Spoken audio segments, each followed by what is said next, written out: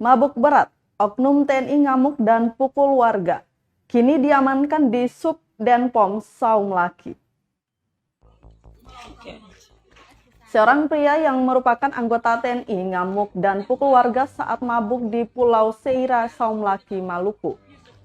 Anggota TNI tersebut bernama Petrus Loulia. Adegan pemukulan terhadap Bohart Said Dekut itu beredar luas di media sosial Instagram. Kapendam 16 Patimura, Letkol R. Adi Prayogo, menyatakan kejadian tersebut telah diselesaikan atas bantuan mediasi sejumlah pihak. Saat ini, kasus tersebut ditangani Subdenpom.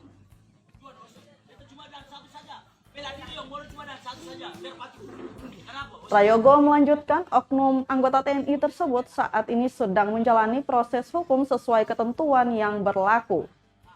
Dijelaskan sebelum insiden penganiayaan terjadi, Petrus Loulia tengah mengkonsumsi minuman keras bersama sejumlah masyarakat Rumah Salut. Di waktu yang bersamaan terjadi konflik antar desa Rumah Salut dan desa Welutuk.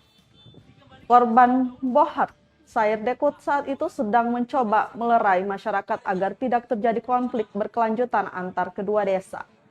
Pasalnya, istri dari korban merupakan salah satu warga desa Rumah Salut.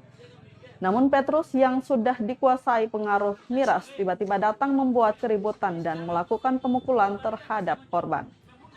Petrus merupakan salah satu anggota TNI Yunif 734 yang ditugaskan di Saum Laki.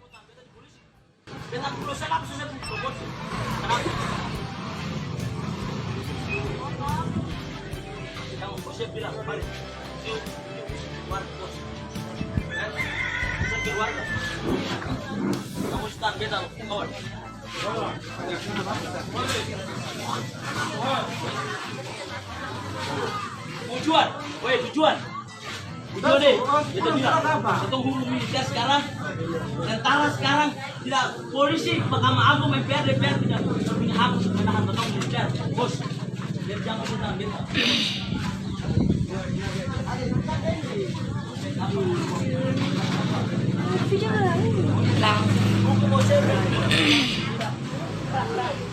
Terima kasih sudah nonton.